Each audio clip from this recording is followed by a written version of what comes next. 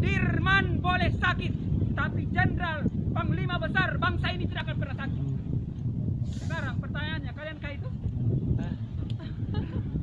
Ya, jadi katakan kalau hanya sakit-sakit sedikit kasih tahu, hai badan. Tuh? Kira-kira begitu, mengantuk-mengantuk sedikit, oh badan. Pokoknya. Apalagi kalau hanya angin-angin sepoi-sepoi, sampaikan kira-kira begitu. Itu pengantar materi kita relasi nalar dan wahyu. Saya sebelumnya teringat kegiatan tahun 2012 kalau tidak salah, atau 2012. Saat itu kita ke Madawa juga begitu, Komisariat Unhalu, masih Komisariat Unhalu, tapi tempatnya di Pantai Namu. Tapi jangan bayangkan sekarang ya, maksudnya sekarang, dulu kita sedikit, ini banyak sekali nih, hampir 3 kali lipatnya kita dulu. Sekarang kalian luar biasa, artinya apa? Ada kemajuan secara kuantitas. Semoga diiringi dengan kemajuan kualitas. Karena kami juga pernah ke Madawa pada saat itu di Unhal, di Pantai Namu. Saya sekretaris umum Komisariat Unhal pada saat itu. Kita ke Madawanya, tapi pesertanya lebih banyak kalian dibanding kita orang dulu. Dan sekarang saya lihat semangatnya luar biasa ya. Saya lihat kalau bandingkan dengan semangatku di masa lalu, sepertinya semangatnya kalian ini yang lebih mempuncak itu. Kayak ombak di tengah samudra kan? Kayak nyala matahari yang tidak akan pernah mati. Oke, kita lanjut. Saya waktu membaca materinya, apa materinya? Relasi nalar dan wahyu. Wah, kaget saya, itu luar biasa materinya. Saya punya bukunya. Nah, ini saya beli tahun 2015, nalar dan wahyu. Jadi saya kasih materi relasi nalar. Oh, ternyata ada buku. Nah, ternyata ada di sini ya. Kemudian ini juga mungkin bisa memahami makna sekuler, konsekuer, dan liberal. Yang satu untuk pelengkap bukunya Ali Syariat, tugas cendekiawan. Tugas cendekiawan? Oke, berarti bisa terbaca. Saya ada juga buku di sini. Paling tidak 3 itu literatur kita dalam mengkaji atau mengembangkan. Yang di belakang kedengaran? Dengarkanlah. Dengar di sana. Aman. Nah, relasi nalar dan wahyu. Sekarang saya mau tanya dulu, yang kalian pahami relasi itu apa, nalar itu apa, wahyu itu apa? Relasi itu hubungan, wahyu itu firman atau sabda, gitu ya? Iya. Nalar itu pemikiran atau kerja akal. Oke, berarti kita sudah satu frame semua ini. Jadi relasi itu hubungan, nalar itu pemikiran, wahyu itu firman Tuhan atau sabda Rasul. Kira-kira begitu ya? Iya. Tuntas ini? Sepakat. Kalau kalian pas ini Kemenkara ini anak Fai semester 8.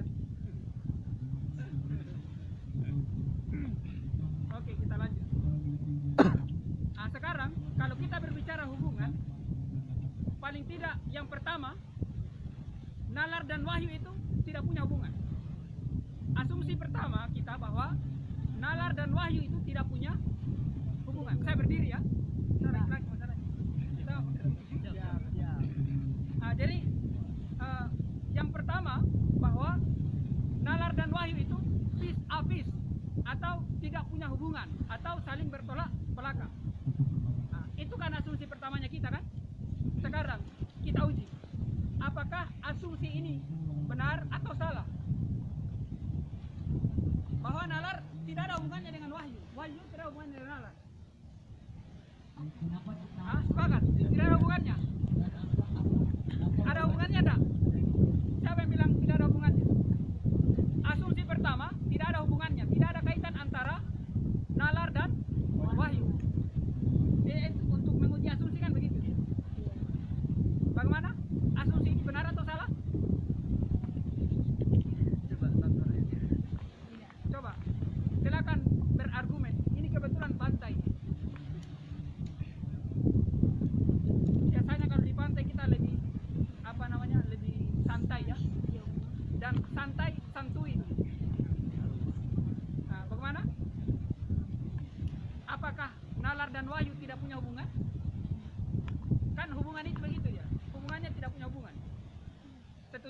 sepakat? Hah? Setuju atau sepakat? Setuju. Oke, salah ya. Kenapa?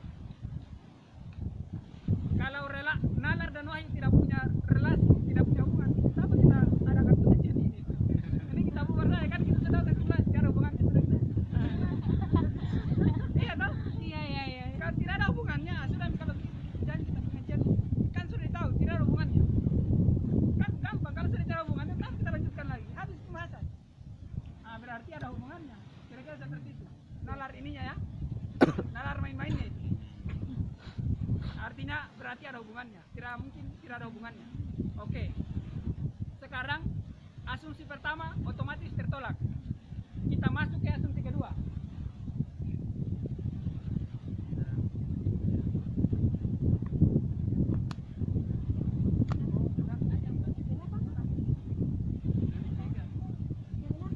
Ya, sakit katanya lampu.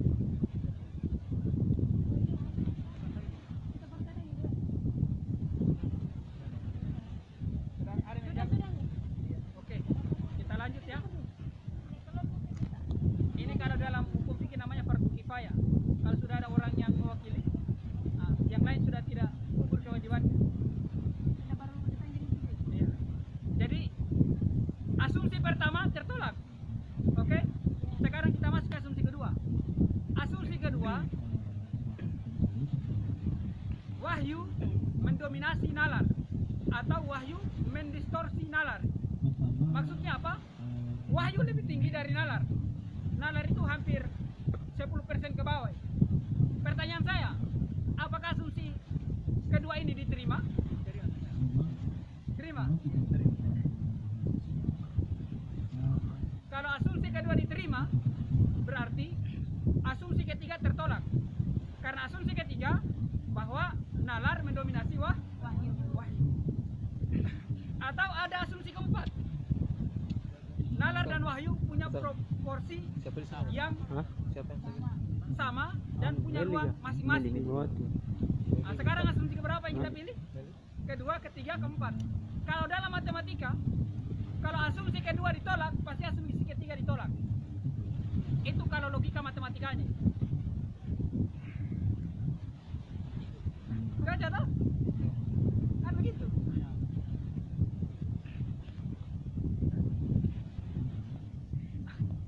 Paham dah ini? Paham. Ya. Begitu ya. Kalau dalam matematika, kalau asumsi A ditolak, asumsi 2 ditolak, karena dia mirip sama, jadi asumsi B juga pasti tertolak dalam hal hubungan. Paham ini? Kalau tidak paham saya jelaskan. Kalau paham ya sudah, kita lanjut saja. Hah? Bingung ya? Bingung. Nah, iya, memang ini sedikit butuh kesabaran dan butuh keberanian untuk memahami. Nah, kan gini, asumsinya bahwa wahyu mendominasi nalar. Kalau wahyu mendominasi nalar itu salah, maka nalar mendominasi wahyu juga itu salah.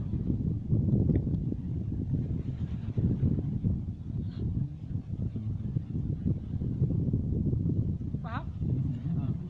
Bagaimana saya sederhanakannya? Tapi itu gambarannya ya. Kalau nalar mendominasi wahyu itu ditolak, maka wahyu mendominasi nalar juga ditolak. Karena mereka punya ya, nanti kita buat bangunan argumentasinya. Artinya apa? Ternyata nalar dan wahyu punya porsi masing-masing. Nalar tidak mendistorsi wahyu. Bahwa nalar itu tidak bisa berdiri sendiri tanpa wahyu. Wahyu tidak bisa juga berdiri sendiri tanpa nalar. Kenapa? Nah, sekarang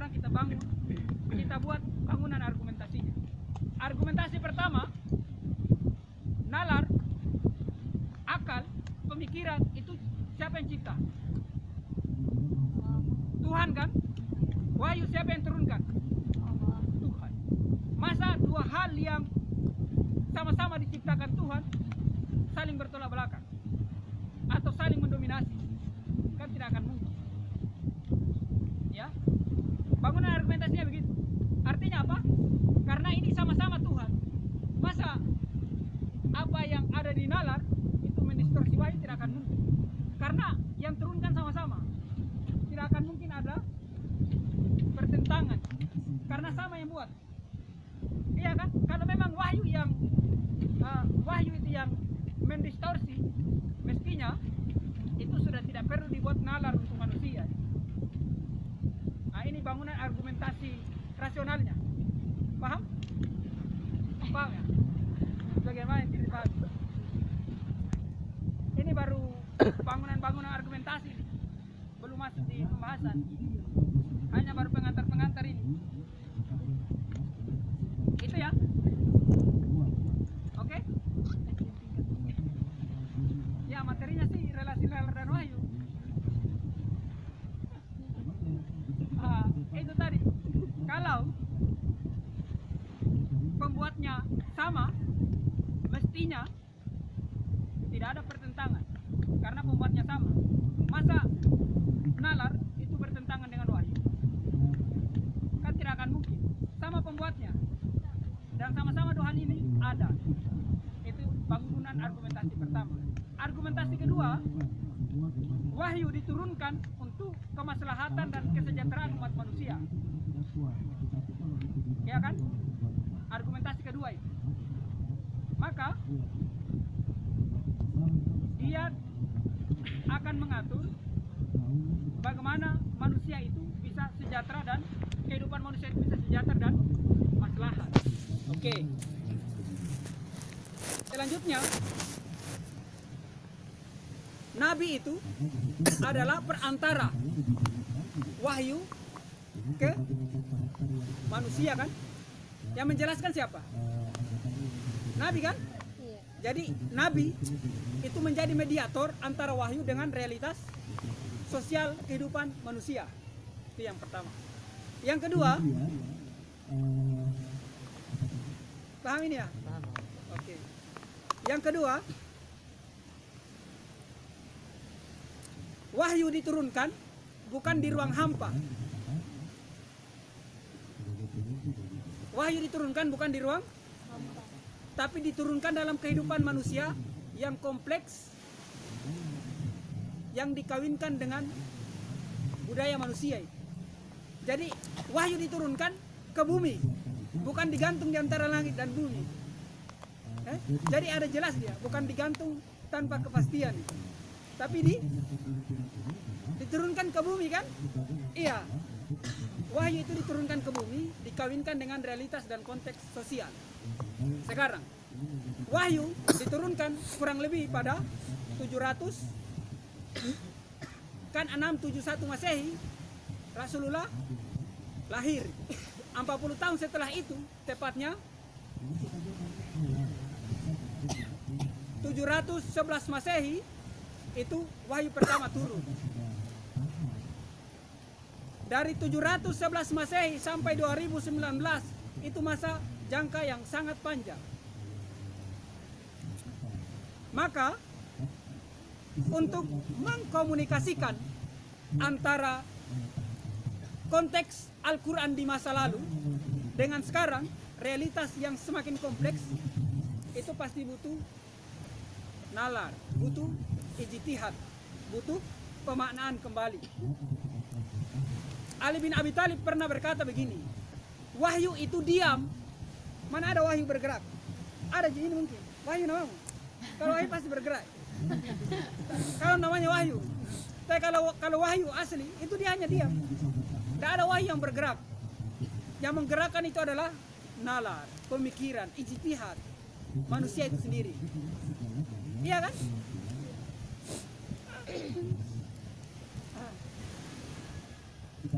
Kalau tidak mengerti, langsung tanya saja ya. Saya kalau tidak bertanya begitu biasa, pembahasannya lanjut terus. Padahal itu tadi, kapan kita sudah tidak mengerti di awal, bahaya itu. Jangan sampai di tengah kok tidak paham juga.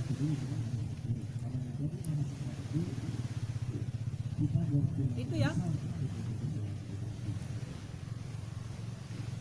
Jadi Ali bin Abi Thalib pernah berkata, wahyu itu diam. Yang membuat dia bergerak itu adalah pemikiran manusianya. Bisa digerakkan bagaimana? Wahyu kan sesuatu yang tidak punya tangan, tidak punya kaki kan? Tidak ada telinganya, tidak ada matanya. Dia hanya akan menjadi kering tanpa dipahami. Jangankan wahyu, buku saja. Kalau kita tidak pahami, itu hanya akan menjadi rentetan huruf-huruf. So, jejeran huruf-huruf. Kalau kita tidak pahami, kering. Yang membuat dia hidup, wahyu itu, ya kan manusianya. Sama juga buku. Buku yang kita tidak pahami, mana bisa dia bergerak, mana bisa dia hidup bersama kita. Tapi ketika kita pahami, maka dia bisa bergerak menjadi satu pemahaman. Paham ya? Ini wajah-wajah mengantuk atau wajah-wajah apa ya? Ya, maka untuk mengkomunikasikan antara realitas wahyu dengan realitas kekinian itu butuh namanya nalar, atau dalam bahasa agamanya ijtihad. Kalau kita kembali, teman-teman kalau baca bagaimana usul fiqh, maka kita akan temukan bahwa wahyu itu cuma dua. Apa itu tadi? Firman dengan sabda. Dan tapi bukan firman yang Habib dan sabda di BMK yang lain.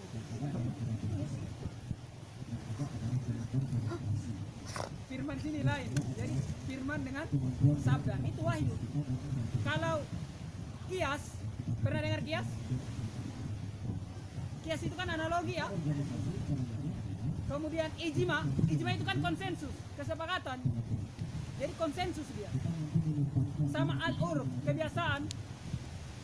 Kemudian syarru man qablana, syariat nabi terdahulu.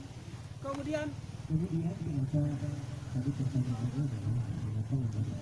al-maslahah wal mursalah, maslahah yang belum terdefinisi, yang belum jelas, yang belum pasti, itu semua kan ijtihad, itu kerja nalar.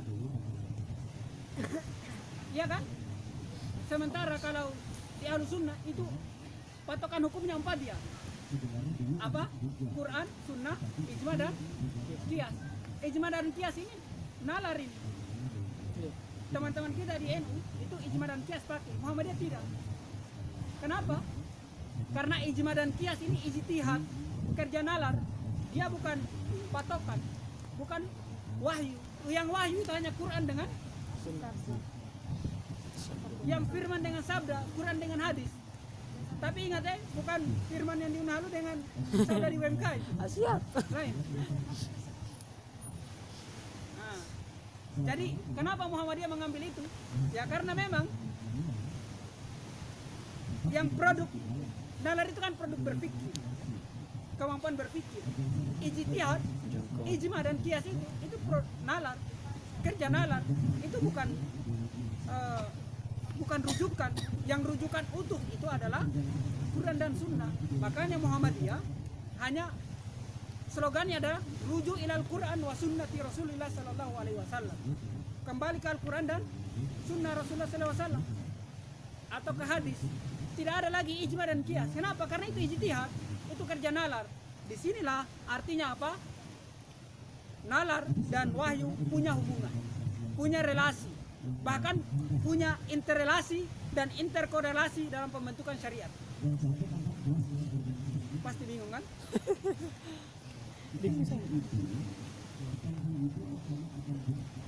Jadi firman itu dijelaskan di hadis. Bahkan ada pandangan begini. Ini masalahnya kalian bukan anak baik. Jadi agak susah kadang-kadang kita jelaskan. Tapi kalau kalian pahami luar biasa. Jadi firman itu dijelaskan oleh hadis. Itu tadi. Kenapa? Karena Nabi adalah perantara yang membumikan wahyu dari Tuhan, bahasa langit, dia terjemahkan ke manusia. Iya kan? Harus butuh penjelas. Jangankan itu, jangankan Quran lah, kata-katanya Tuhan yang Maha Kuasa, yang Maha Esa, yang luar biasa itu, yang hidup di langit sana kan? Nah, yang berkuasa atas segala sesuatu. Buku saja, mata kuliah saja harus ada dosen yang jelaskan itu. Harus ada guru yang jelaskan ke kita, baru kita paham. Bagaimana Al-Quran? Kalau tidak ada nabinya itu. Ini kata-kata Tuhan loh ini. Tuhan yang berkata-kata ini, tidak main-main. Bagaimana itu kira-kira perkataan Tuhan itu? Kan luar biasa, kata-kata Tuhan itu kan hal yang luar biasa itu. Kenapa? Karena dia penguasa segala sesuatu. Pohon ini itu sudah ditetapkan dalam diri manusia ini kan kerjanya luar biasa. Bayangkan, belum kita bahas ini, ada anak pertanian di sini? Ada anak pertanian? Mana? Ini. Kau kah? Dia cari teman. Lagi orang lain. Saya saja kah? Cari teman dia. Tidak mau tuh dia. Anak perikanan? Ada anak perikanan? Randi. Nanti kita bahas semua itu supaya kita temukan itu bahwa ternyata keagungan Tuhan itu luar biasa. Siapa lagi? Apa lagi program studinya? Kesejahteraan masyarakat. Nanti kita bahas sebentar insyaallah. Hah? Ada kedokteran? Jangan kedokteran, yang dekat-dekat saja. Ini tanaman. Kalau kita pelajari, akarnya itu luar biasa. Dari strukturnya saja, dia bisa bertumbuh besar. Nah sama pasir ini kan tidak tumbuh ya. Tapi tanaman atau pohon yang tumbuh di atas pasir itu dia bisa tumbuh dan berkembang. Coba kau diskusi sama anak pertanian, dia akan jelaskan bagaimana jaringan pengangkut makanannya, xilem dan fluemnya. Kemudian dia akan jelaskan bagaimana akar itu mencari unsur-unsur hara dalam tanah. Bagaimana proses fotosintesis. Bukan luar biasa, ini jangan kira main-main begini ini. Iya. Itu baru tanaman. Belum bagaimana mekanisme buah. Belum bagaimana genetikanya. Makanya ada pisang yang tidak ada bijinya. Kenapa? Karena dipotong. Gen bijinya itu dipotong, DNA bijinya itu. DNA yang melahirkan biji itu dipotong. Akhirnya dia pisang tidak berbiji. Begitu Nurudina, jadi pisang tidak berbiji. Jadi begitu dia. Artinya apa? Ini tanaman ini luar biasa, jangan kira sederhana itu. Ini mekanisme di dalamnya ini luar biasa itu. Belum lagi, ini tanah saja, pasir ini, kalau kita kaji lagi, anak geologi, luar biasa dia akan jelaskan. Tanah di Buteng berbeda dengan tanah di Kendari. Iya. Di Buteng itu lebih banyak batu gamping. Tommy. Batuan kars dia. Beda dia. Beda dengan tanah di Kendari. Struktur tanahnya berbeda. Kandungan tanahnya berbeda. Makanya tidak semua tanah bisa dijadikan tambang. Mana ada semua tanah bisa dijadikan tambang kan? Ini saja tidak bisa dijadikan semen, ini bahan dasar semen. Ada pasir yang bisa dijadikan bahan dasar kaca. Bayangkan itu. Belum lagi sampai ke struktur di bawahnya ini. Kalau anak geologi pasti paham lah. Tommy. Ada anak geologi. Semester berapa? Itu pasti lebih paham dia. Jenis batuan dia lihat batuan, luar biasa dia sudah bisa nilai. Oh ini batuan sudah mengalami sedimentasi dan seterusnya. Batu warna ini begini nih. Itu luar biasa mekanisme dalam kehidupan ini. Nah, dan yang uniknya semua itu ada di penjelasan wahyu. Tapi lagi-lagi wahyu itu harus dipahami dengan nalar. Kalau tidak tanpa nalar bahaya juga. Wahyu itu akan mati. Dia tidak akan hidup. Akan kaku kita beragama. Karena tidak dihidupkan, tidak dengan pemahaman, harus dipahami dia. Maka nalar itu menjadi penting. Karena wahyu, lagi-lagi dia diam. Coba, kita kembali ke diri manusia.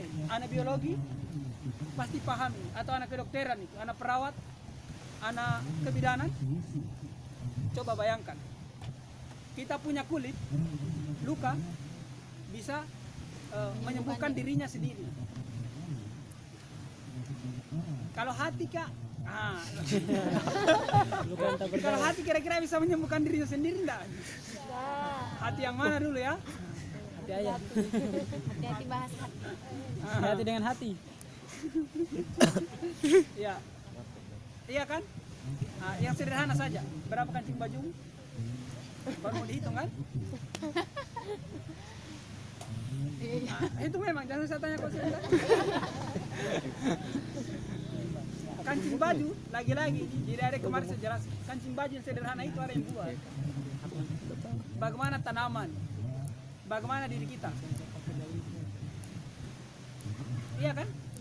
Bayangkan melihat ini, kita melihat ini melibatkan beberapa juta saraf ini. Melihat saja, mendengar, indera peraba itu saraf berapa juta saraf itu yang terlibat itu. Dan saraf kalau dijejer itu mungkin tidak tahu berapa keliling dunia ini. Kalau semua saraf itu dijejer itu luar biasa mekanismenya. Mekanisme buang air kecil itu. Coba setiap air tertampung itu. Tidak ada kencing-kencing itu. Tidak ada pembuangannya. Apa yang terjadi? Kemudian berak juga tidak ada. Selesai pola-pola. Kau makan terus kau, Tidak bisa buang air kecil, tidak bisa buang air besar. Jangankan seumur hidup. Gemuk kayaknya, Satu hari gemuk. saja orang sudah mengeluh, kateter kasihan masuk. Iya kan? Coba itu bayangkan. Itu kan alhamdulillah itu, maha suci Allah itu. Segala puji bagi Tuhan. Coba kalau dia kunci, siapa namanya? Arizal. Coba misalnya Rizal dikunci sama Tuhan itu. Rizal. Misalnya kan? Bahaya itu. Tidak bisa mau kencing, boy. Sudah tidak bisa itu. Makanya kita bilang alhamdulillah itu. Alhamdulillah. Mekanismenya luar biasa. Habis kita makan ada pembuangan, keluar di keringat. Itu kan kalau kita pelajari sistem tubuh kita ini, itu seperti sistem alam semesta yang matahari terbit di siang hari, bulan datang di malam hari, beserta bintang-bintangnya. Kalau bintang-bintang kan banyak di sini ya. Asyik. Masya Allah. Kalian biar mataharinya saja ya. Anda, kalau kita sebagai generasi matahari, tidak ada generasi bintang ya. Amin. Muhammadiyah kan? Mencerahkan. Jadi sama kayak itu. Sama kayak itu. Kalau kita pelajari kulit saja, itu berapa kali berganti kulit. Kalau ular kan kentara dia. Ada kulit mati, akhirnya jadi daki dan seterusnya. Oke ya? Itu apa namanya? Sebagai gambaran bahwa penciptaan Tuhan itu luar biasa. Sama juga wahyu. Wahyu itu kata-kata Tuhan, menjelaskan semua itu. Coba, anak kesejahteraan sosial mungkin teorinya baru dapat, tapi di Al-Quran sejak 1414 abad yang lalu dia sudah jelaskan apa standar kehidupan orang di surga itu. Satu, dia tidak lapar dan tidak haus. Kemudian dia punya pakaian. Kemudian dia tidak kepanasan. Dan dia tidak merasa takut. Ada di Quran, saya agak lupa ayat berapa itu. Jadi ada 4. Kalau kita teori sandang, pangan, dan papan itu sejak kapan lahir? Kesejahteraan manusia itu, coba cari. Mana lebih duluan dengan teori Al-Quran itu? Orang yang di kesejahteraan sosial. Jadi kau di dalam surga tidak akan ada tempat tinggal. Kemudian tidak akan pernah merasakan kepanasan. Makanannya tersedia dan pakaiannya ada. Itu kan dalam teori ekonominya itu sandang, pangan, dan papan. Kesejahteraan kan? Iya. Belum kita kembangkan itu baru teks normatifnya saja. Tapi kan tidak bisa nanti sebentar kita perjelasin. Sejauh ini paham ya? Paham. Paham. Hitung ini. Ah? Apa? Dalilnya. Nanti PR toh. Iya, memang kalau kita bicara dalil itu agak susah dia. Harus ada dalil. Kalau dalil baru kita pakai wahyu dulu ya. Oke. Jadi itu. Kan Al-Quran selalu, misalnya di Quran surat Ali Imran 190 dan seterusnya itu. Wa inna fi khalqis samawati wal ard wa ikhtila fil laili wan nahar la ayatin liulil albab alladzina ini ngiri ini alladzina tadi saya sudah ngiri tadi. Inna fi khalqis samawati wal ard, sesungguhnya pada penciptaan langit dan bumi, waktila fil laili wan nahar, pada pergantian malam dan siang, la ayatin liulil albab,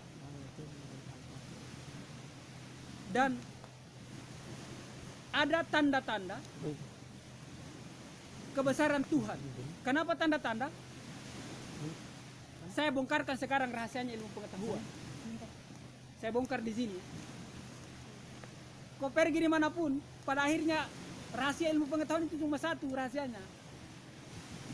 Ilmu pengetahuan itu mengarah kepada realitas alam semesta yang sesungguhnya, seperti apa adanya. Tidak lebih. Teman-teman sekalian, silakan cek. Fisika itu kan pada akhirnya hanya membongkar bagaimana kondisi fisik yang sebenarnya, baik kuantumnya dan seterusnya. Kimia hanya mempelajari bagaimana unsur-unsur senyawa di alam semesta ini yang sudah ada sejak dulu, bukan hanya nanti sekarang. Ngomong realitas. Geologi itu kan mempelajari batu-batu yang sudah ada. Jadi sekarang Newton, gaya gravitasi, itu kan gaya gravitasi sejak sebelum Newton sudah ada, tapi nanti Newton baru ditemukan.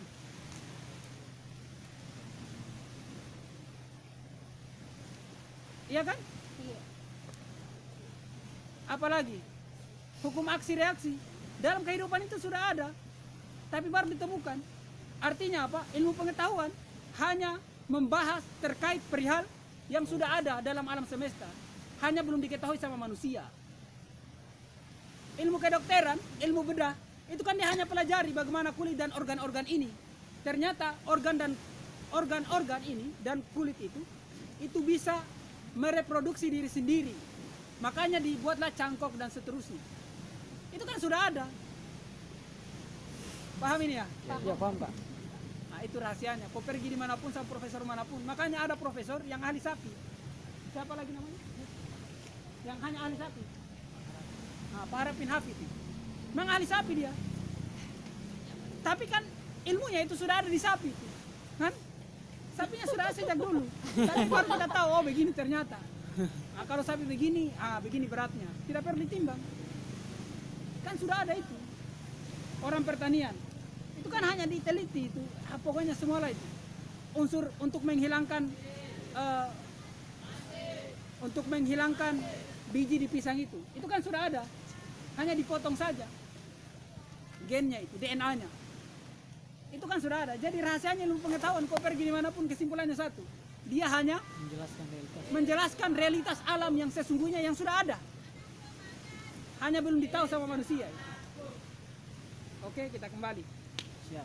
Itu selingan-selingan saja supaya kita tidak terlalu serius itu ya. Sambil kita main-main lah itu. Sampai di mana tadi? Jangan sampai kau bilang sampai di Sampai sapi. di situ.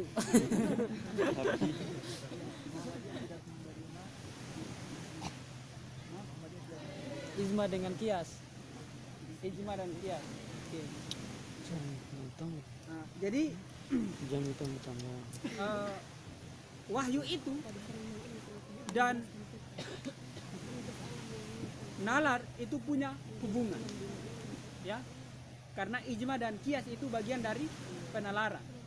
bagian dari buah berpikir. Ya. Jadi bagian dari buah berpikir. Saya minta maaf yang di belakang, saya belakang. Enggak apa-apa. Saya masalahnya cari nyaman, karena nyaman itu harus diciptakan katanya. Asyik. Sepakat. Ya, tidak ada nyaman itu yang lahir dengan sendirinya kan? Kenyamanan itu dibuat. Masya Allah. Minta maaf saya lipat-lipat bajuku bukan karena bukan karena mau cari lawan, enggak. Hanya supaya apa? Semangat saja. Jadi kira-kira di situ. Jadi nalar dan wahyu itu punya relasi. Sekarang bagaimana contohnya misalnya? Apa buktinya bahwa nalar dan wahyu itu punya relasi? Oke? Kalau dalam buku tadi yang merah karangan Prof. Ashmunif Abdurrahman, dia bilang begini. Jadi ada sekarang tafsir, ada tekstual, ada kontekstual, ada liberal. Ada yang sudah ikut dam? Sudah. Kalau yang ikut dam sudah dapat di materi epistemologi Islam. Iya, Pak. Jadi ada tekstual, kontekstual dan liberal. Nah, minta maaf ini saya sebut golongan ya. Saya sebut. Jadi teman-teman kita di sebelah yang cenderung tekstualis, mereka tidak membenarkan, sangat menjadikan ijtihad itu adalah pintu terakhir. Istilahnya sesar lah. Kalau orang hamil kan disesar dia. Jadi ijtihad itu sesar. Sementara ada yang lain yang menggunakan sudahlah, teks itu kan bisa Al-Quran kan sudah usang. Itu dari 14 abad yang lalu, masa masih berlaku sampai sekarang? Sudahlah, tinggalkan saja itu wahyu. Kita sesuaikan saja kehidupan kita. Bagaimana? Nalar kita di Muhammadiyah tidak. Sekarang studi kasus. Oke. Dalam Al-Quran katakan bahwa ketika kau sholat, hadapkanlah wajahmu satran wajhika satral Masjidil Haram. Jadi menghadaplah ke arah Masjidil Haram. Sekarang dulu ya, kiblatnya orang itu kadang-kadang sesuai jalan. Ya kan? Iyalah. Pokoknya dimanapun dibangun itu masjid tidak orang tidak perhatikan kiblat, yang pasti sama kayak gereja dibangun, asal tidak menyalahi jalannya dibangun saja supaya bagus modelnya kan. Ada yang menghadap ke utara, ke selatan, ke timur, ke tenggara, ke barat laut, timur laut, barat daya, dan seterusnya lah, sampai tidak jelas itu nama arah mata anginnya itu. Jadi orang menghadap seperti itu. Ahmad Dahlan dia datang, dia perbaiki. Tapi ingat, dia perbaiki pakai apa? Apa dalilnya? Dalilnya apa? Apa dalilnya? Peta lah. Peta dalilnya. Paham enggak ini? Paham. Ahmad Dahlan dia luruskan pemahaman orang pakai peta, Pak. Peta itu produk ilmu pengetahuan, produk nalar. Iya, mana ada tertulis dalam Al-Quran atau hadis Indonesia itu kiblatnya? Kan tidak. Orang hanya cenderung menghadap ke barat. Dia bilang Ahmad Dahlan, berdasarkan peta, kalau kita menghadap ke barat, sementara Arab Saudi di sini, kalau menghadap ke barat, tepatnya di Afrika Selatan, bukan di Arab Saudi. Bukan Arab Saudi, harus miring sedikit lah. Miring sedikit ke utara kan? Tapi apa dalil Muhammad Dahlan? Dia kasih peta. Bingung orang, aduh peta ini itu produk Belanda, kayaknya produk kafir. Betapa itu pemikiran ijtihad revolusionernya Ahmad Dahlan. Iya. Dia apa? Dia bantah kiblat menggunakan peta kan? Sama kayak Dora, peta.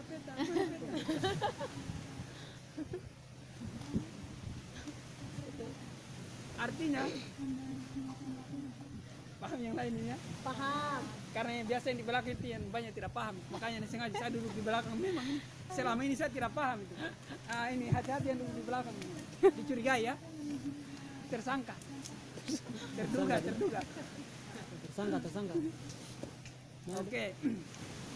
Jadi Ahmad Dahlan, bayangkan dia luruskan arah kiblat menggunakan Peta. tidak pakai dalil. Iya. Nalar. Itu produk nalar. Di Muhammadiyah itu diterima. Hisab. Mana ada Rasulullah pakai hisab? Tidak ada. Rasulullah itu pakai ru'yah. Teropong-teropong bintang. Bukan pakai teropong juga, mata telanjang. Muhammadiyah pakai hisab. Dihitung dia. Karena bisa dihitung. Itu berdasarkan ilmu pengetahuan juga. Nalar juga itu. Bukan dalil. Ada dalilnya di Quran surat Yunus ayat 5 atau Ar-Rahman ayat 5. Tapi orang penafsirannya belum sampai ke situ dulu. Bayangkan. Nah, sekarang kita buktikan ini secara ilmiah. Fir'aun di zaman Nabi Musa ya, itu tenggelam saat kapan? Saat zamannya Nabi? Ditemukan tahun berapa? 1900-an ya? Ditemukan 1900-an itu. Jasadnya Fir'aun. Itu pembuktiannya kan pembuktian nalar.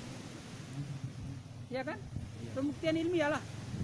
Artinya apa? Nalar dan wahyu itu tidak bisa dipisahkan. Tapi tidak juga kemudian sekarang bagaimana kalau begitu? Sampai di mana batasannya? Kalau dia kan begitu, orang kritis pasti dia tanya begitu. Kalau dia punya hubungan, sampai di mana batasnya supaya kita tidak tersesat? Dan sampai di mana kelonggarannya supaya kita tidak menyalahi. Kan pertanyaannya begitu. Yang di belakang paham? Paham ya?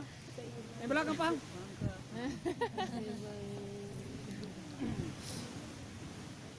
Jadi Rizal, nalar dan wahyu itu punya hubungan, Pak. Coba pengajian ini.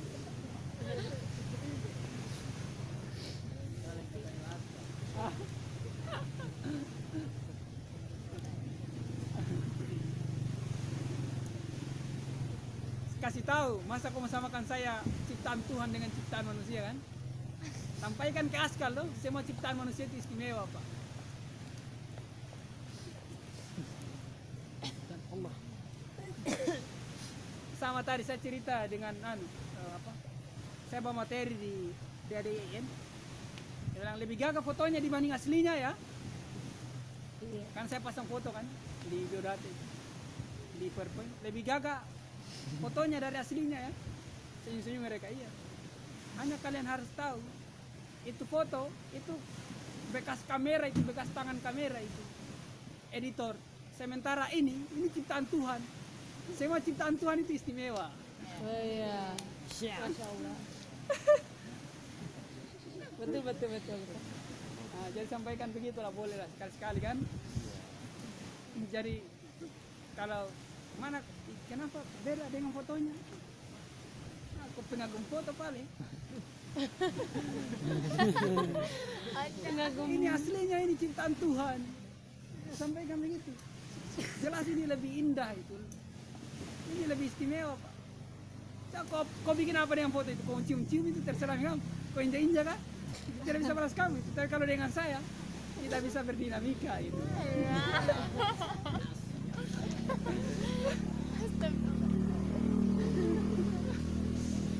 Oke, kita lanjut ya. Allahumma. Saya lupa jam berapa sekarang. Jam berapa sama materi?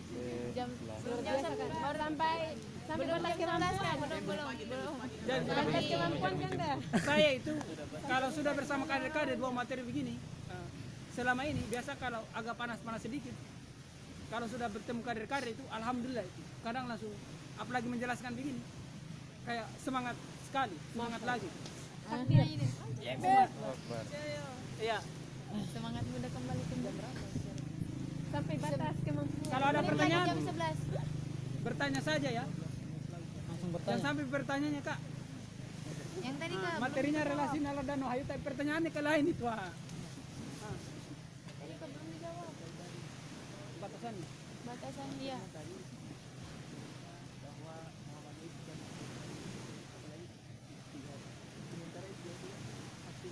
Ijma ya. Ijma itu kan pemikiran. Nalar.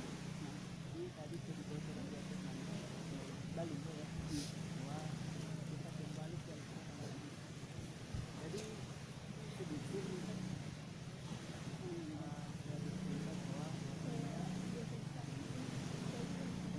Kasih nyaring.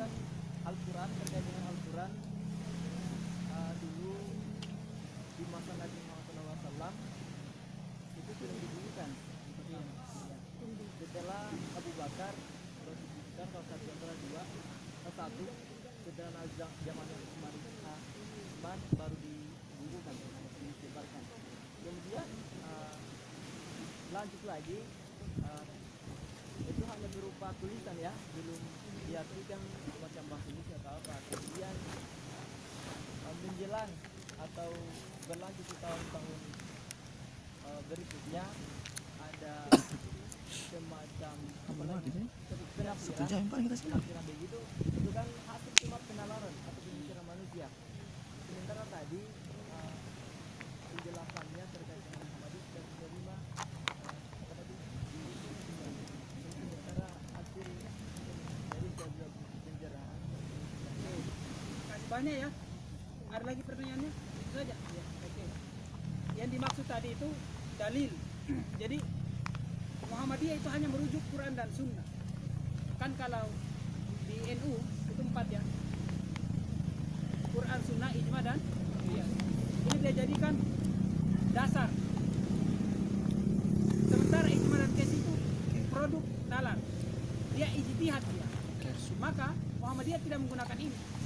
Karena setiap manusia bisa bernalar, setiap manusia bisa berijtihad. Maka rujukannya adalah Quran dan Sunnah. Itu tidak bisa, tidak akan mungkin salah itu. Tidak akan mungkin salah. Quran itu kan suci, hadis Nabi juga itu suci. Yang salah dan kadang keliru itu penafsirannya, kan? Jadi selain firman dan sabda tidak ada yang absolut, termasuk ijma dan qiyas. Makanya Muhammadiyah tidak pakai itu. Tapi dia mengakomodasi ijtihad, paham maksudnya ya? Jadi ijma dan qiyas itu kan produk ijtihad juga. Dia tidak absolut. Yang absolut itu Quran dan hadis, firman dan sabda. Maka Muhammadiyah tidak merujuk ke situ. Tidak merujuk ke ijma dan qiyas karena dia ini tentatif dia. Dia tidak absolut.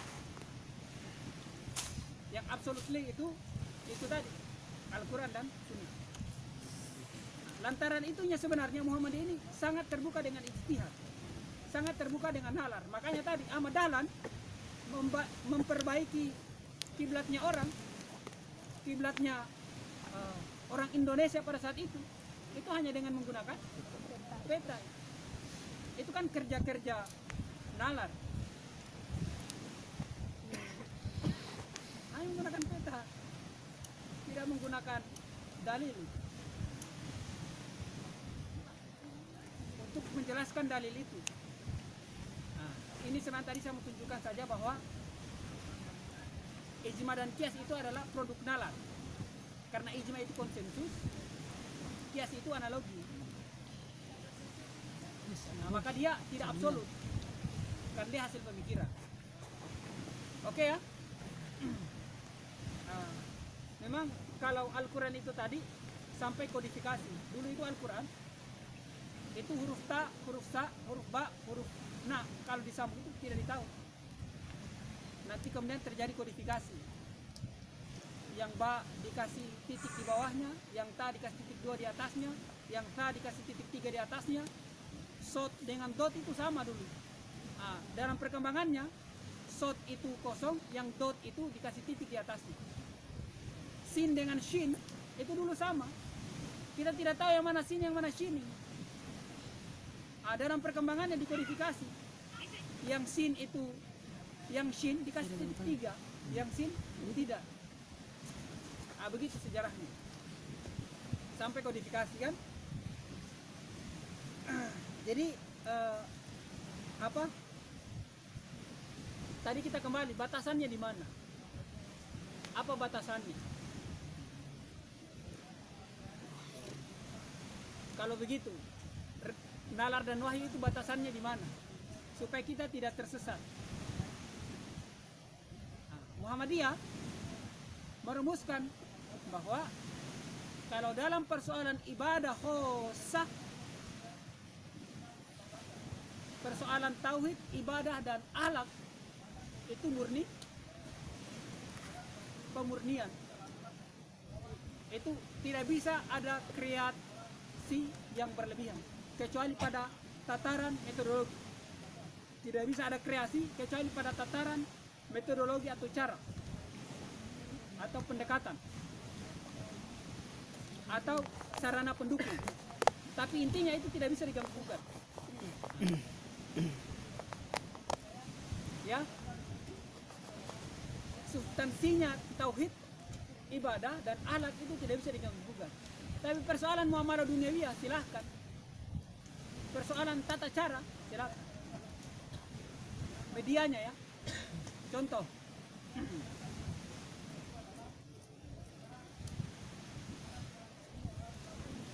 Sholat. Supaya lebih mudah kita paham.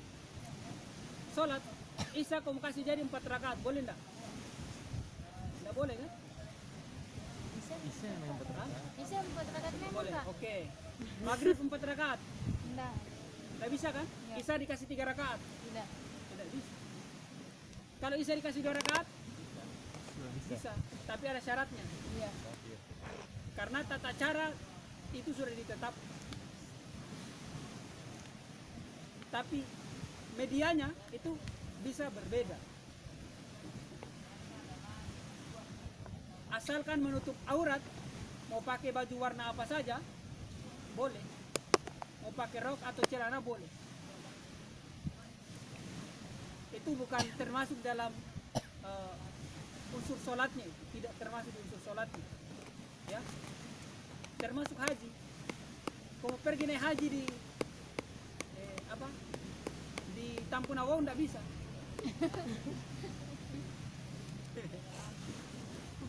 Atau misalnya naik haji di Katobu kan, nggak bisa itu.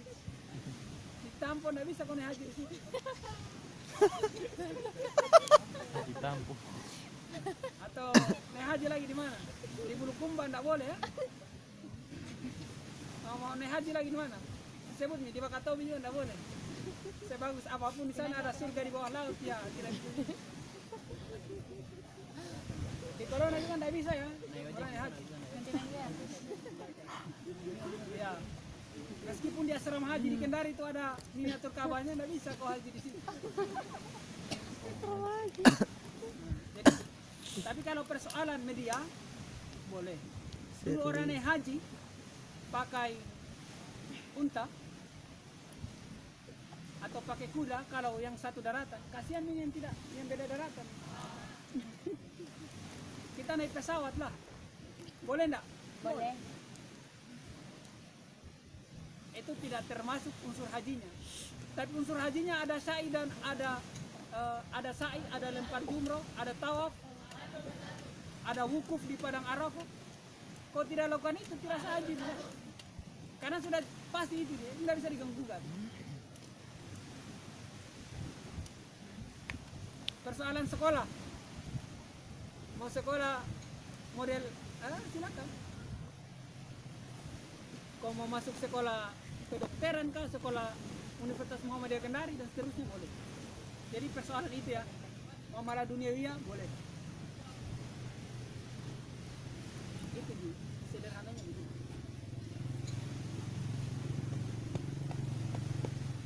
Materi kita sudah sampai di penghujung.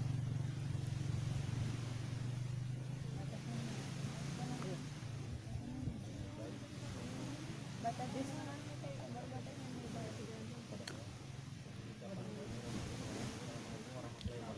Waalaikumsalam warahmatullahi wabarakatuh.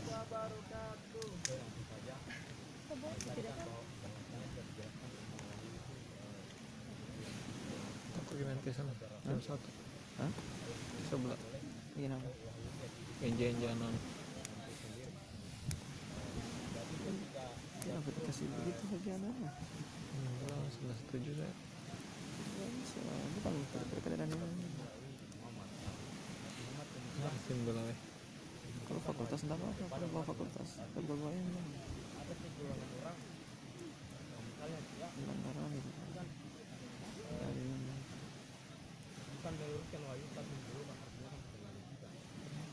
Jadi apa yang melandaskan mereka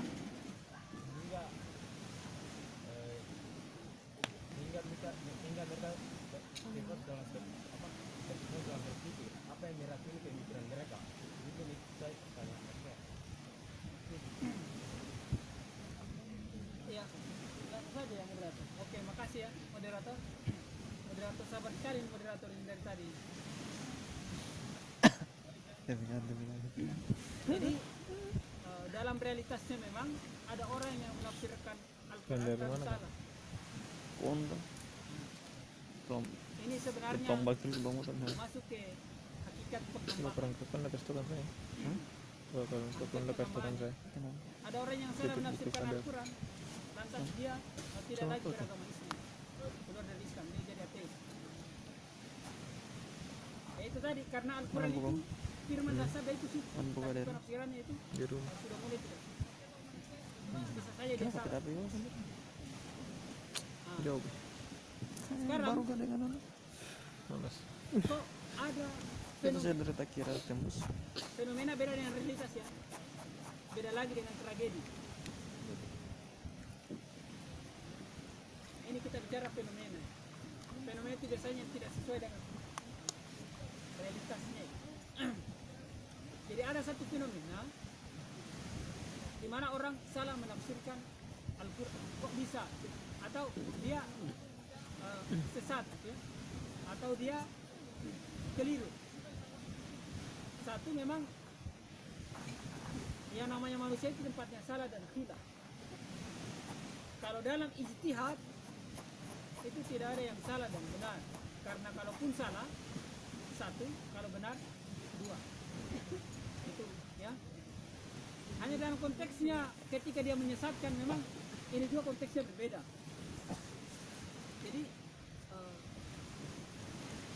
rahasianya sebenarnya begini, dimanapun ini bisa kita kembali ke dialognya iblis dengan Tuhan. Bagaimana iblis kok bisa sampai tersesat?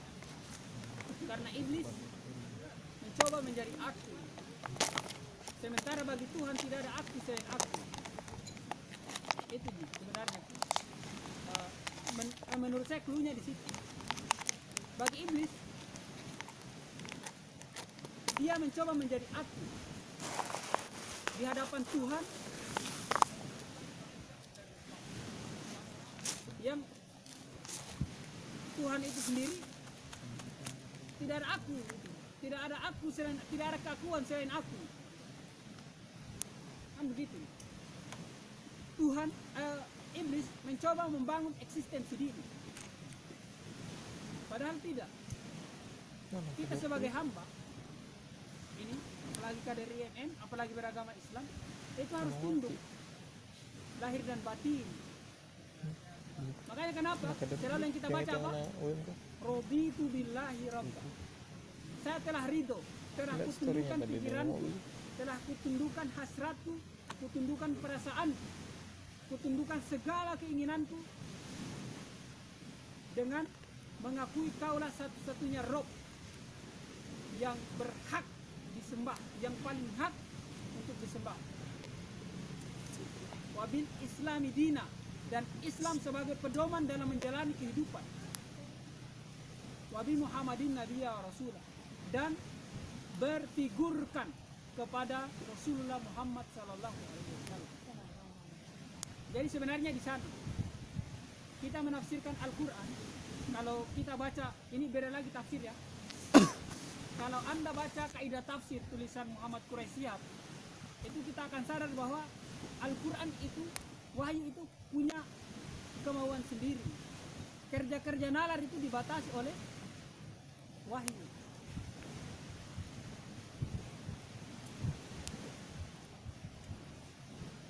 Jadi kerja nalar itu pedomannya ada di wahyu. Hanya memang ada yang hati-hati, ada yang sampai kebablasan, kita mengambil jalan tengah yang moderat. Makanya tadi dalam hal tauhid, ibadah dan akhlak itu Tuhan yang punya wewenang. Sementara dalam persoalan muamalah duniawiyah kita diberikan kebebasan untuk berkreasi. Kan ada hadis Nabi, antum a'lamu li umuri duniaku. Kalian lebih mengerti urusan dunia kalian. Itu dalam persoalan muamalah duniawiyah. Ya, sehebat-hebatnya orang Arab itu dulu sampai sekarang mungkin, itu tidak bisa buat suami, Pak. Sehebat-hebatnya Einstein tidak bisa buat suami. Ini kalau dia buat suami tidak jadi. Sehebat-hebatnya Albert Einstein tidak bisa buat sinong dia.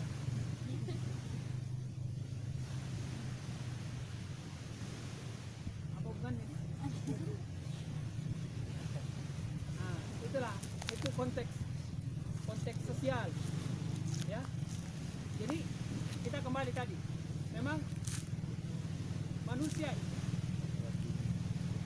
hanya tidak bisa ada keakuannya. Tidak ada aku. Ya, itu tadi, itu sudah hakikat penghambaan. Kalau kau mengaku hamba ya jangan ada aku. Saya bolehlah, karena saya itu berasal dari kata sahaya. Kan? Sampai ada bahasa hamba sahaya. Saya itu kan dari kata sahaya itu.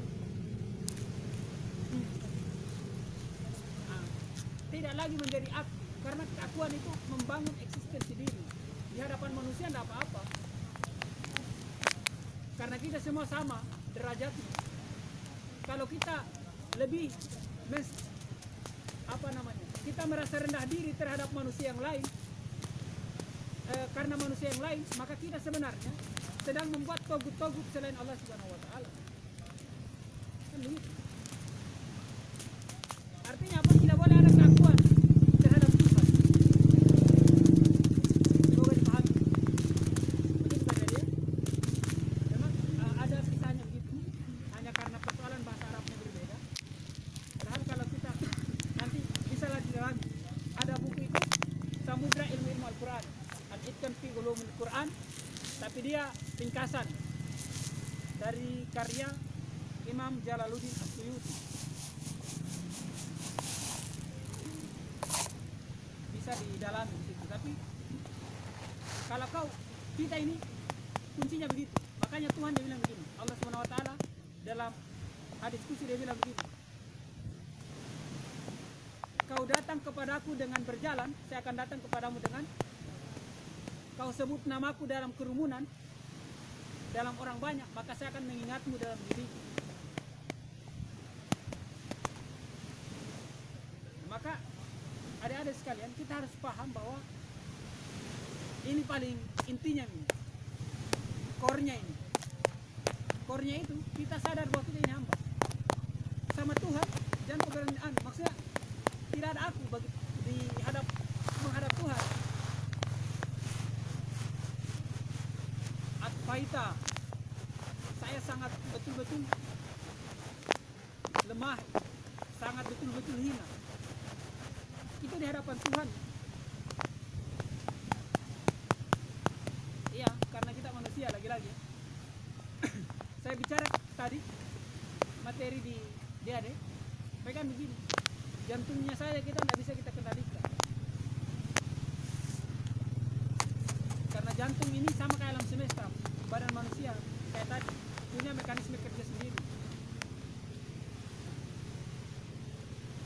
Jadi kalau teman-teman sekalian sudah sampai pada kesimpulan la haula wala quwata illa billah, tidak ada kekuatan selain kekuatan dari Allah Subhanahu wa taala. Kemudian la ilaha illallah, tidak ada ilah sembahan selain Allah Subhanahu wa taala.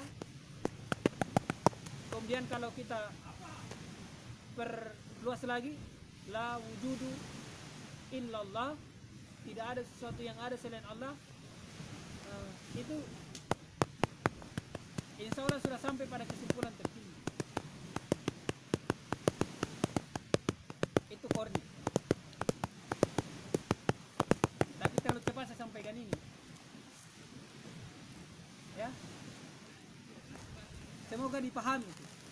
Ada lagi pertanyaan mungkin moderator? Langsung saja ya. Saya kepada teman bawah paling sedikit simulasi itu 2 pertanyaan lah. Sudah mengerti mungkin? Iya. Nalar dan wahyu tadi ya? Kita dibantu. Iya, memang jadi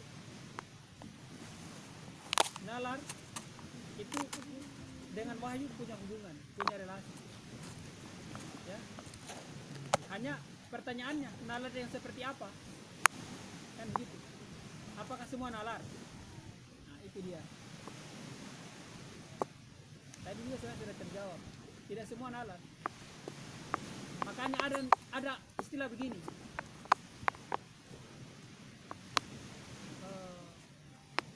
Hati yang jernih, akal yang sehat.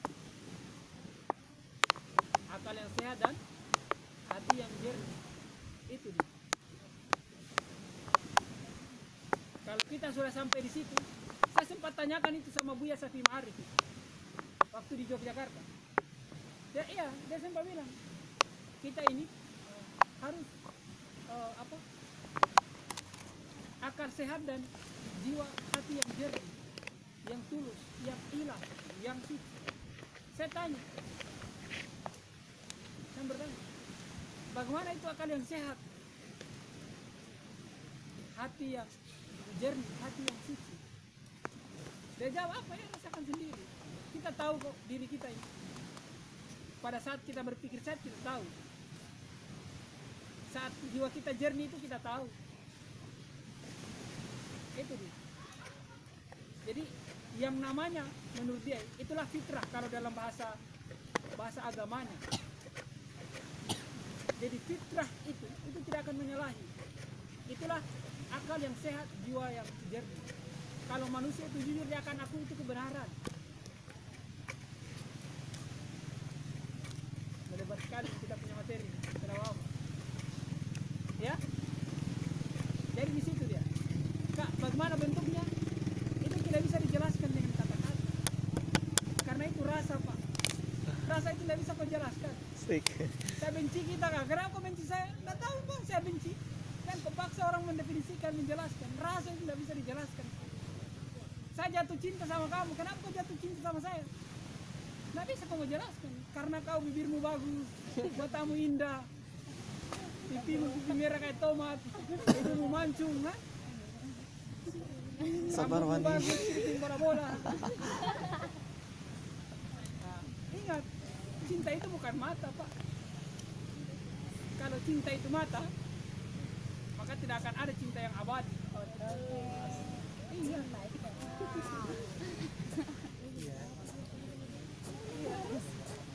Rasanya lagi diutamakan. Iya, kan? Makanya rasa itu tidak bisa dijelaskan deh. Saya kau bilang, bagaimana itu, Kak? Akal yang sehat, hati yang jernih, tidak bisa saya jelaskan. Tapi saya yakin kalian paham. Sama kayak lapar itu. Lapar itu tidak perlu dijelaskan, kau melihat bisa sedang lapar ini. Haus tidak bisa juga. Itu rasa, Pak. Manis itu coba kau jelaskan saya. Bagaimana rasanya, Mas? Tidak bisa.